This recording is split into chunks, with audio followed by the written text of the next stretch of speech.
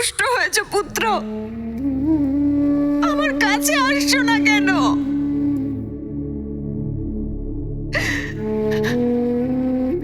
মারুতি, কোথায় তুমি? তোমার কিছু হয়নি তো পুত্র?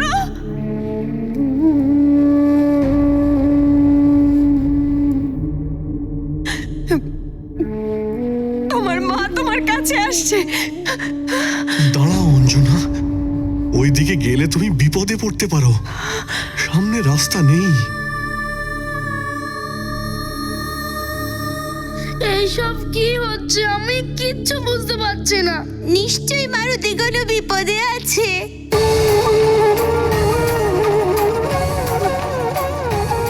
মারুতি, মারুতি, তুমি ওখানে কিভাবে যাবে?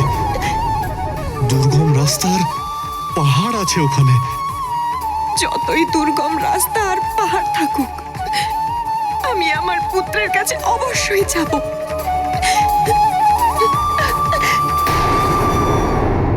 যেতে দিন আমায়, আমার পুত্র আছে ওখানে। যদি মারুতি ওখানে থাকে তাহলে আমি যাব ওখানে সৈনিকদের সঙ্গে। তুমি যেও না। ছাড়ুন আমায়।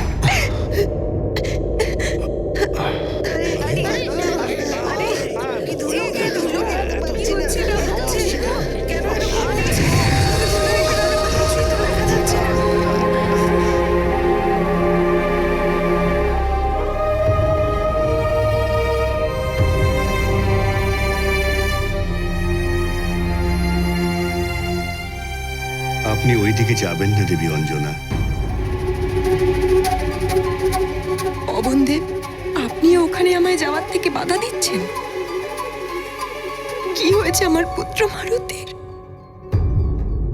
ও যাতে সুস্থ থাকে সে দায়িত্ব তো আপনি নিয়েছিলেন। তাহলে ও ওখানে কি করছে? আমি ওকে উড়তে নয়, পড়তে দেখেছি।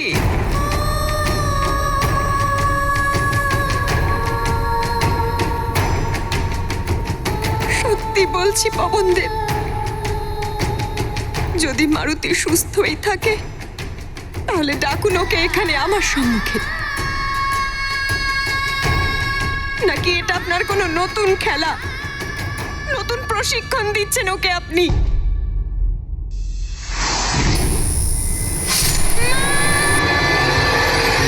কি করে বলবো আমি? কি বলবো যে মারুতি? না না,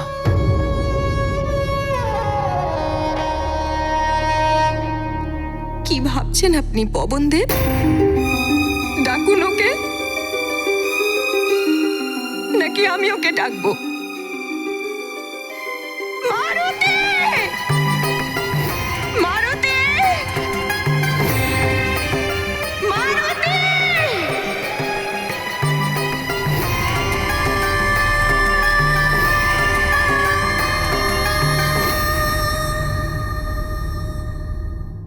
উত্তর দিচ্ছে না কেন আমার পুত্র?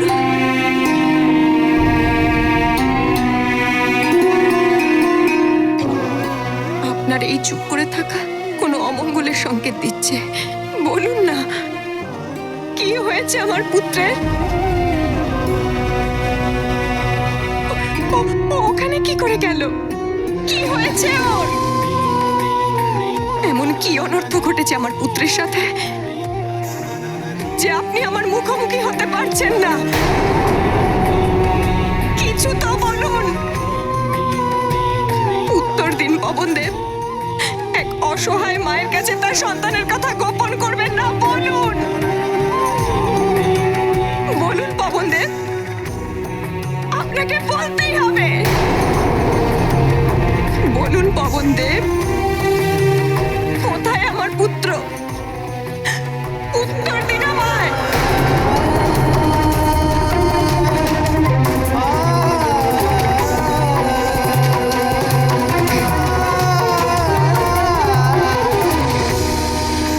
চিন্তা করবেন না দেবী অঞ্জনা, আপনার পুত্র আসবেই। আমি ওকে সুস্থভাবে আপনার সম্মুখে নিয়ে আসব। ধৈর্য ধরুন। ধৈর্য? ধৈর্য ধৈর্য কি করে ধরবো আমি? কতক্ষণ ধৈর্য ধরবো? আমি নিজের চোখে আমার পুত্রকে আকাশ থেকে পড়তে দেখেছি।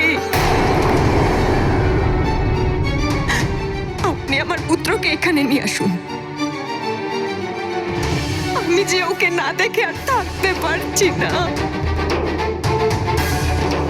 আমি আর প্রতীক্ষা করতে পারছি না। নিয়ে আসুন আমার মারুতিকে।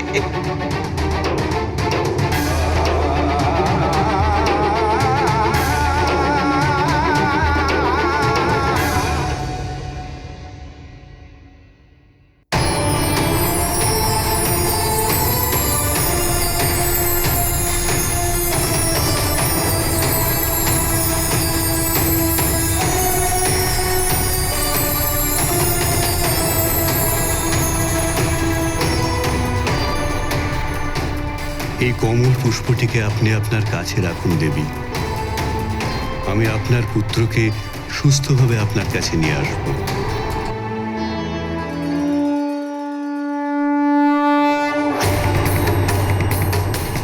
আমি আপনাকে প্রতিশ্রুতি দিচ্ছি দেবী যে আমি বায়ুদেব এই পুষ্পটা শুকিয়ে যাবার পূর্বে আপনার পুত্র মারুতিকে সুস্থভাবে আপনার সম্মুখে নিয়ে আসব। এ আমার প্রতিজ্ঞা, এ আমার প্রতিজ্ঞা, এ আমার প্রতিজ্ঞা, এ আমার প্রতিজ্ঞা।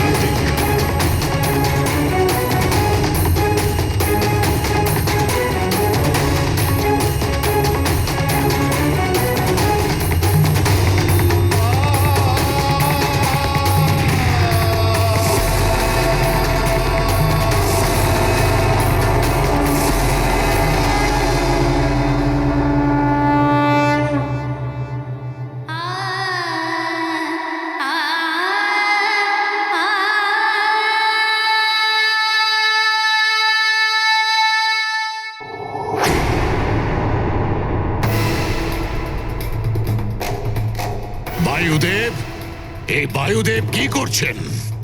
কোন অধিকারে উনি এই বালকের মাকে অঙ্গীকার করছেন যে ওই বালককে সশরীরে সুস্থভাবে ফিরিয়ে আনবেন? ও আমার কাজে হস্তক্ষেপ করছিল। এটা অনুচিত। অনুচিত কার্য তো আপনি করছেন দেবরাজ ইন্দ্র। প্রণাম দেবগুরু বৃহস্পতি। এক অবোধ বালকের উপর বজ্রের মতন প্রাণঘাতী অস্ত্র দিয়ে আঘাত করেছেন আপনি। আপনার হাত একবারও কাঁপলো না এরকম করার জন্য? ওকে অবোধ বলবেন না দেবগুরু বৃহস্পতি। ও আমার কাছে ক্ষমা চাইলে আমি কখনো এমন করতাম না, কিন্তু ও অত্যন্ত উদ্ধত এক বালক। আমি যা কিছু করেছি তা ন্যায়সঙ্গত। সৃষ্টির বিধান আর নিয়ম অনুসারে আমি ন্যায় করেছি। ন্যায়? আপনার কাছে ন্যায়ের মানে যদি এটাই হয়, তাহলে আপনার ন্যায়ের ভাষার একটু পরিবর্তন হওয়া দরকার। ন্যায় অন্যায়ের জ্ঞান আমার আছে দেবগুরু বৃহস্পতি। আমি দেবতাদের রাজা, দেবরাজ ইন্দ্র। সমস্ত সৃষ্টি আর প্রকৃতিকে নিয়ম অনুসারে, বিধান অনুসারে চালনা করার দায়িত্ব একমাত্র আমারই। ওই বালক ঘোরতর অপরাধ করেছিল। ইন্দ্রদেব,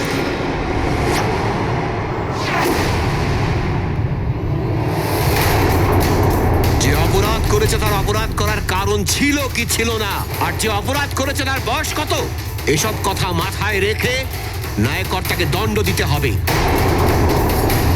একজন বালক যতই অপরাধ করুক না কেন, এই সংসারের কোনো বিধানেই এক অবোধ শিশুকে মৃত্যুদণ্ড দেওয়ার কোনো রেওয়াজ নেই।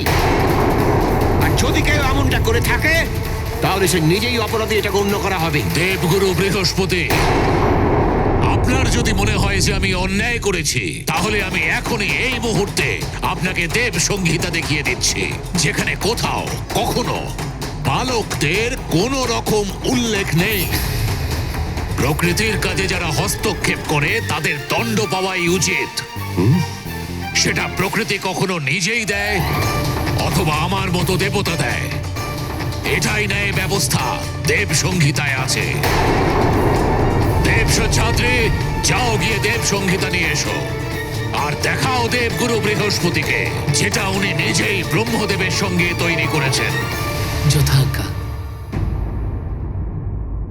এখন এখনই প্রমাণিত হবে আমি যা বলছি সেটা সত্য, নাকি দেবগুরু যা বলছেন তা সত্য। দেব সংহিতা নিয়মাবলীর একটু একটু জ্ঞান আমার আছে, কিন্তু এরকম একজন অবোধ শিশু যে দেব কার্য সিদ্ধ হওয়ার জন্য জন্মেছে, তাকে শেষ করে আপনি স্বয়ং দেব কার্য সম্পূর্ণ করার রাস্তাকে আপনি বাধা উৎপন্ন করেছেন। দেবতাদের কাজের চিন্তা আপনাকে করতে হবে না দেবগুরু, সময় মতো সব কাজই সুসম্পন্ন হবে। থামুন, থামুন, থামুন। আমি যতটা বোঝাতে চাইছিলাম আপনাকে ততটাই আমি বুঝিয়ে দিয়েছি, তবুও আপনি নিজেকে সঠিকভাবে ভেবে নিয়েছেন দেবরাজ ইন্দ্র। এই আমি দেবগুরু বৃহস্পতির কথা যদি আপনার অসত্য বলে মনে হয়, তাহলে আমাকে এই দেবগুরু পদটাকে ত্যাগ করাই উচিত।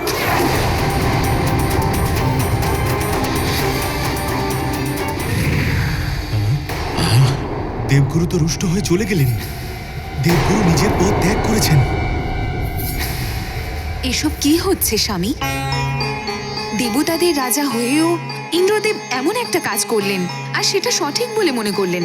এটা দেবতাদের রাজা হবার অহংকার প্রিয়ে, যা দেবরাজ ইন্দ্রকেও দৃষ্টিহীন করে দিয়েছিল, যার জন্য তিনি না মারুতির অবোধ সারল্য দেখতে পেলেন আর না দেখতে পেলেন এক মায়ের নিজের পুত্রের জন্য বেদনা। ইন্দ্রদেবের অজ্ঞানতার পরাকাষ্ঠা এটা, কিন্তু দেবী অঞ্জনার মমতার পরাকাষ্ঠাও এই ঘটনায় উপস্থিত। অঞ্জনা যে কোনো পরিস্থিতিতে নিজের পুত্রের কাছে পৌঁছতে চাইছিলেন। ওনার মমতা পবনদেবকেও প্রতিজ্ঞাবদ্ধ করেছিল যে তিনি অঞ্জনার পুত্রকে সুরক্ষিত ফিরিয়ে আনবেন। ওদিকে পবনদেবের প্রতিশ্রুতিরও পরাকাষ্ঠা রয়েছে, যদি তিনি মারুতিকে সুরক্ষিত ফেরাতে না পারেন তাহলে দেবতাদের কি বলবেন? এই তিনটে পরাকাষ্ঠা মারুতির জীবনকে একটা নতুন উচ্চতা দিতে চলেছিল।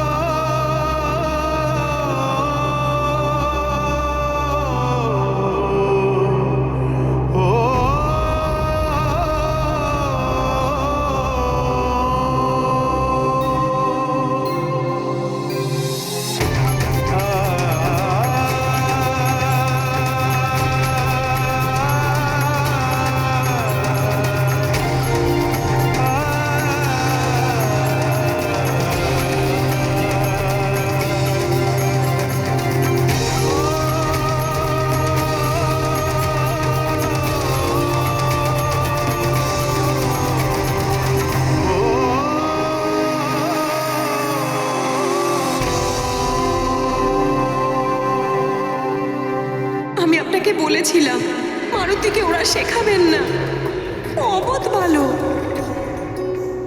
আপনি শুধু আমার পুত্রকে ফিরিয়ে দিন, ফিরিয়ে দিন আমার কাছে।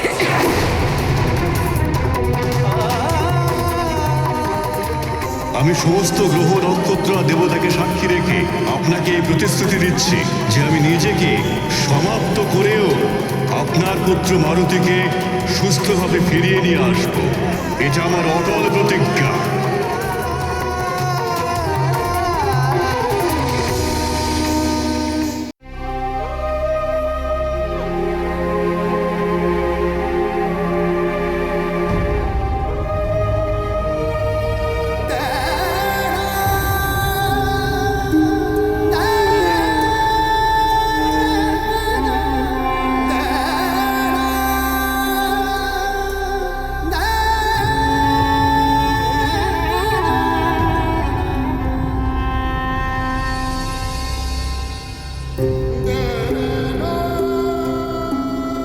মারুতি পুত্র, এই বিপর্যয়ের কোনো আশঙ্কা আমার ছিল না।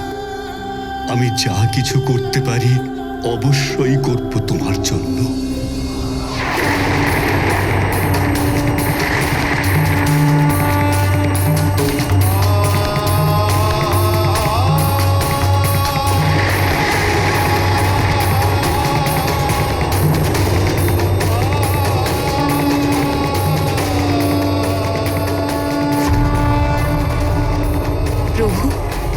বুঝতে পারছিলেন না যে তিনি কোথায় যাবেন।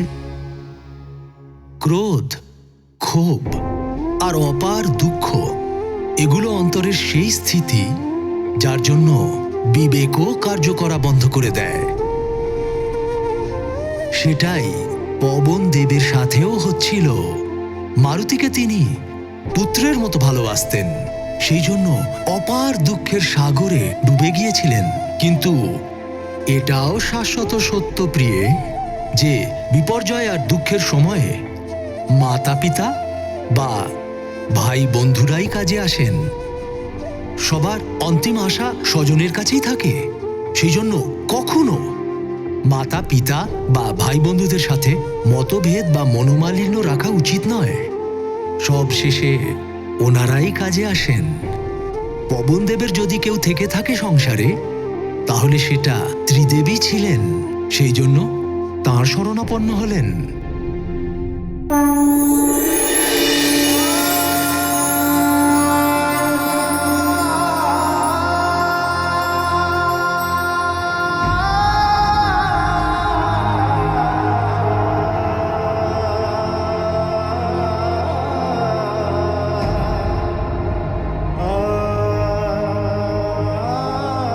এ জগৎ পালক শ্রীহরি বিষ্ণুদেব, হে সৃষ্টিকর্তা ব্রহ্মদেব, হে দেবাদিদেব মহাদেব,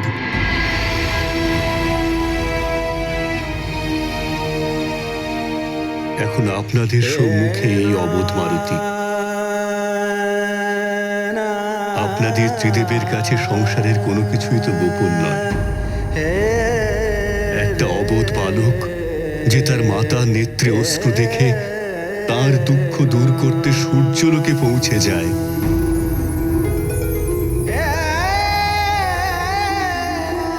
মারুতি তো অবোধের ন্যায় সূর্যকে গ্রাস করেছিল, কিন্তু ইন্দ্রদেব তো বালক নন যে তার এতটুকু জ্ঞান নেই যে একটা বালককে কতটুকু দণ্ড দেওয়া যায়। হে ত্রিদেব, অন্যায় হয়েছে এই বালকের সঙ্গে। ইন্দ্রদেব বজ্রের দ্বারা প্রহার করেছেন ওর ওপর।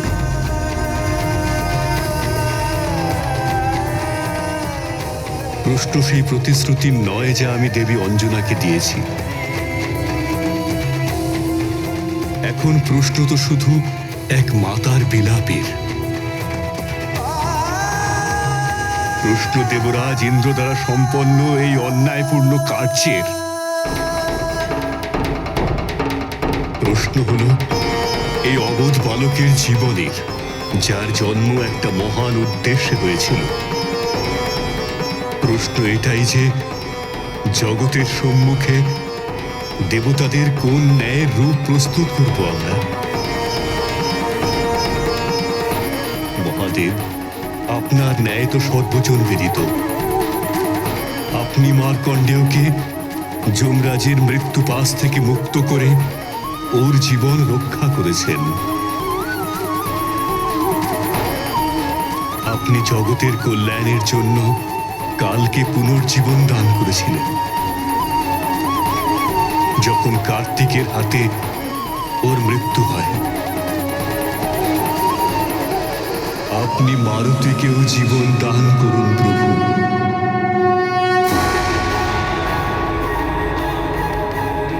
পুনর্জীবিত করে দিন ওকে, জীবিত করে দিন আমার মারুতিকে।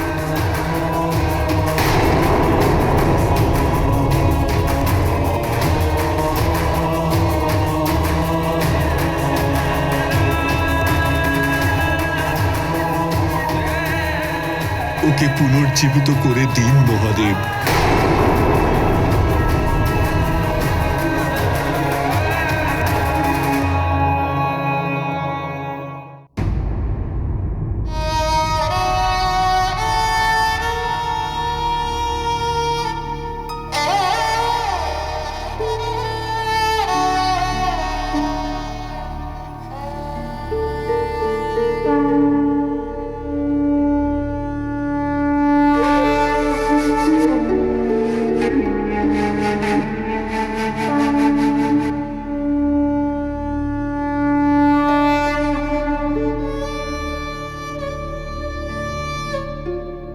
হে ভোলানাথ,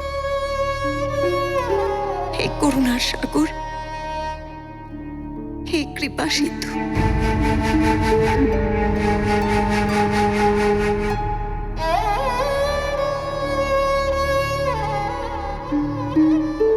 এক সময় আপনার কৃপা প্রসাদ রূপে মারুতি আমার আঁচলে এসেছিল। আজকে আবার আমার আঁচল শূন্য হয়ে গেছে। আমার আঁচল আবার ভরিয়ে দিন আপনি ভোলানাথ।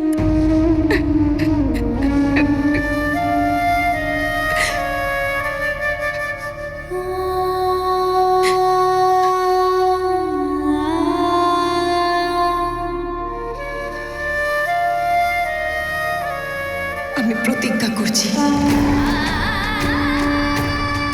যদি এই কমলের ফুল শুকিয়ে যাওয়ার আগে আমার মারুতি সুস্থ অবস্থায় ফিরে না আসে, তাহলে আমি আপনার পূজারী অঞ্জনা এখানেই আপনার সামনে নিজের প্রাণ ত্যাগ করবে।